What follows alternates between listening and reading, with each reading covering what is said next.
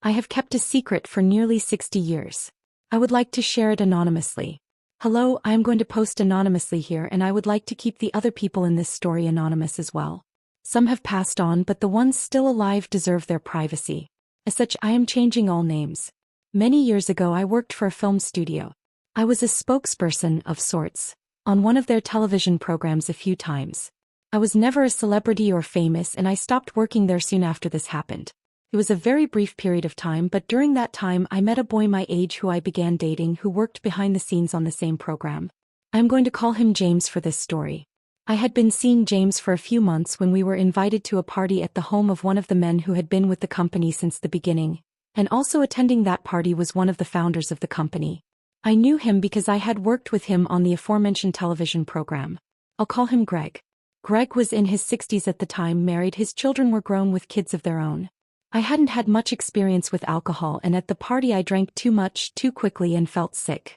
James wasn't ready to call it a night, so I told him I planned to go lie down in one of the bedrooms for a bit, and to come and find me once he was ready to go home if I hadn't sobered up by then. I recall trying a few unfamiliar doors and eventually finding a bedroom. The lights were off, and I was certainly not in the most coherent condition at the time, but I felt around on the bed and it seemed as though it was still made up, which was enough for me to assume it was unoccupied. I laid on top of the covers and apparently I fell asleep. I was awakened at some point afterward to someone behind me with one arm around my waist, attempting to have relations with me. I was still a virgin, and had I not still been quite intoxicated I absolutely would have stopped it, but I was so out of it that I didn't react appropriately. I know it sounds ridiculous, but at first I wasn't even sure it was actually happening. I felt it might have still been part of a dream. I assumed it was James and I asked him what he was doing, but he didn't respond. I did not fight or tell him to stop. As drunk as I was, any semblance of logic or judgment had left me. I wasn't afraid, but I did feel a bit helpless. This is not an excuse, I don't intend it that way. It is an accurate retelling of events from my perspective and nothing more. I didn't stop him simply because I was too intoxicated to think straight, and I accept responsibility for my lack thereof at the time. I recall whispering to him a few times, addressing him as James, and being met with silence before I happened to look down at the arm holding me against him, and immediately I knew that was not James' arm. It was a wiry, hairy old man's arm and hand with a gold ring on one finger. I'm not sure how long it took in reality, but in my recollection the entire encounter was over in seconds, so by the time I'd noticed it was over. Seeing the unfamiliar arm shocked me and sobered me up enough to drag myself out of the bed. It was still quite dark, but my eyes had adjusted enough to recognize the man in the bed, and it was Greg, plain as day. He was curled up on his left side facing me, very still. His arm was still out in front of him where I had extracted myself from under it. His eyes were closed and I could hear him breathing. It made a whistling sound each time he would inhale. I panicked and left the room quickly and quietly, went to the bathroom and cleaned up. I remember feeling dizzy and nauseated and trying to vomit, but nothing would come out.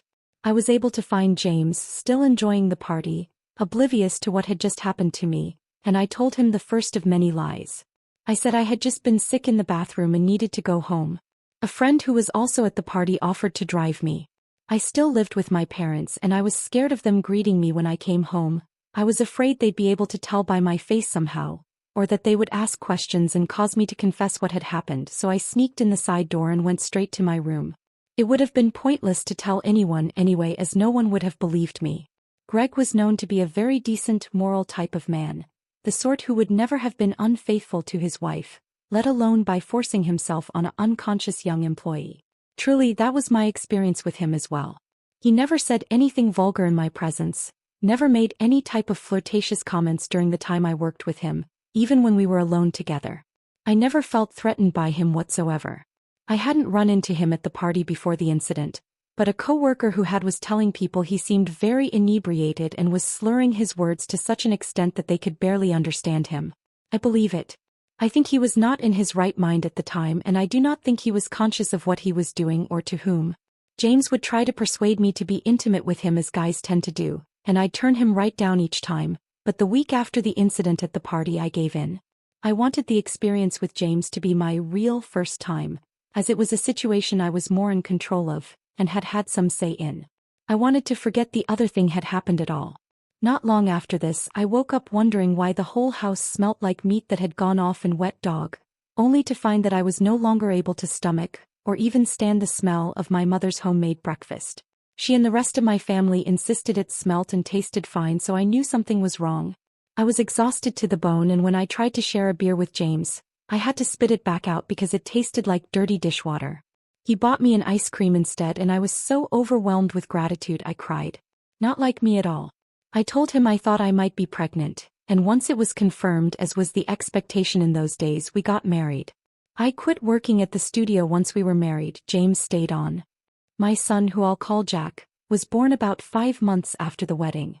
I had been telling myself he was definitely James, but I do remember scrutinizing his little face at one point, while we were alone in the hospital. I couldn't see either of us in his features, but since I couldn't really see Greg either, I figured he must have inherited the features of some distant relative, and hoped that he would resemble me or James more as he grew. Greg had been looking quite a bit worse for the wear, and was clearly struggling with some kind of health issues even before the night of the party. A few days after Jack was born, Greg collapsed at work and was rushed to the hospital, where he passed away. At the time, no one had known what was wrong, but it came out soon after that he'd been battling cancer. I'm certain this had something to do with what happened that night. In spite of what some may think reading this story, Greg was not a rapist. He was not a bad person. I believe that either the cancer had affected his mind, or that he was taking medication that had interacted with the alcohol he drank and somehow caused him to do what he did. I hold no feelings of ill will toward him whatsoever. James and I both have light hair and eyes. Jack was born with dark hair, but to my relief it quickly turned blonde. His eyes remained blue for quite a while, then turned to a lovely aqua, but eventually had settled into a dark green hazel color by his 3rd birthday. It was around this time that I first began to notice that he would occasionally remind me of my former boss. It would just be a certain angle of his face and expression he'd make, things like that, so I was able to brush it off mostly as not meaning much of anything. I simply refused to entertain those thoughts. I had come across an old tintype photo of one of my husband's great-grandfathers, who'd had dark hair and eyes, and I convinced myself I'd found the source of our child's unfamiliar features. I even showed it to James, who agreed there was a resemblance, and that was that. Anytime anyone would ask who he looked like, we'd relay that information. From the start, Jack was different from other children. It became more noticeable once his sister arrived 2 years later and we had her to compare him to. He had never been a normal baby, though. He didn't like to be held or cuddled much. He would stiffen and push away from us, and he would scream for hours on end, day after day. He rarely slept. He'd scream his little head off until he puked up everything after every feeding, and continue screaming until the next feeding. He was miserable. Nothing we tried would soothe him. It nearly drove James and I to distraction in the first year of his life. Jack was a late walker, but by the time he was 1, he could speak in full sentences, and at 18 months he was able to draw recognizable human figures with faces, hands and feet, hair, ears. I was amazed. Nobody else in our family had any kind of artistic ability. He would develop these intense obsessions with different subjects, historical figures and events, various mechanical things and modes of transportation, different species of animals, etc. Whatever his obsession du jour was, he'd talk only about that, draw pictures of it, make up stories about it, etc. We'd buy him books, and he would read them until he could recite every fact and figure. One of his very first obsessions was something I knew Greg had also shared a lifelong interest in, and I recall being paranoid that James would make some type of connection, but he never did. You'd think an obviously bright kid like Jack would excel, but he did terribly in school. He got into trouble on a daily basis for refusing to do his work. He would sit there and draw pictures all day, and when the teacher addressed the issue with him, he'd pretend to agree, wait until they'd stopped watching him, and then go right back to drawing. Jack did whatever he wanted to do, and that was that. He would read his textbooks cover to cover the night they were distributed, and was able to pass the tests, but failed his classes because he wouldn't turn in any work. I had never met a kid like Jack. Neither had James. We had no clue how to handle him, and he was often in trouble at home as well. He would have screaming tantrums well into his later childhood years if he became overwhelmed or if things didn't go his way. James had difficulty bonding with Jack due to their differences, and they were usually at odds with one another.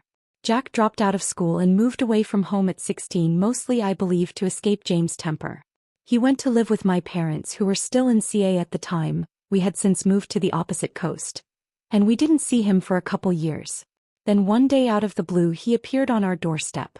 No call, no warning of any kind, he was just there, typical Jack. When I opened the door I found myself face to face with the absolute spitting image of a young Greg. There was no denying it anymore. I had a hard time keeping it together at first. I felt uneasy talking to my own child. I was so afraid James would notice. Same face, same hair, teeth, ears, everything. He would fidget in the exact same manner with his hands and sit and stand in the same positions. It made me feel like a horrible person inside. I desperately wanted to tell him and everyone else the truth, but I knew it would destroy our family. James had a temper and we all feared his wrath.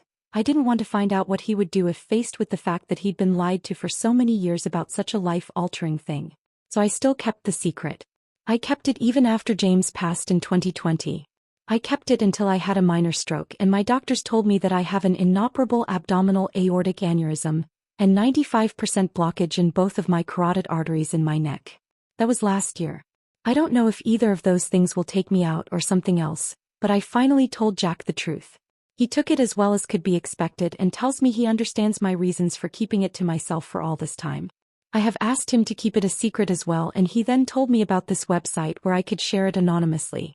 He has already done so and claims it helps him to get it off his chest as the site advertises. I'm giving it a try. It is my understanding that I may or may not receive any response to this, and that is all right. I know it's quite the novel. I am aware that what I have done makes me a liar, and that some may see me as a terrible person, but the choices I made were the ones I thought were the best at the time for myself and my kids, and I can't go back and change anything now. Nothing good would have come of me telling the truth. I have no regrets. Thank you for the opportunity to share this, and hopefully getting it off my chest will bring me some peace. Maybe some young woman out there is in a similar situation and will feel better knowing she's not alone. Who knows?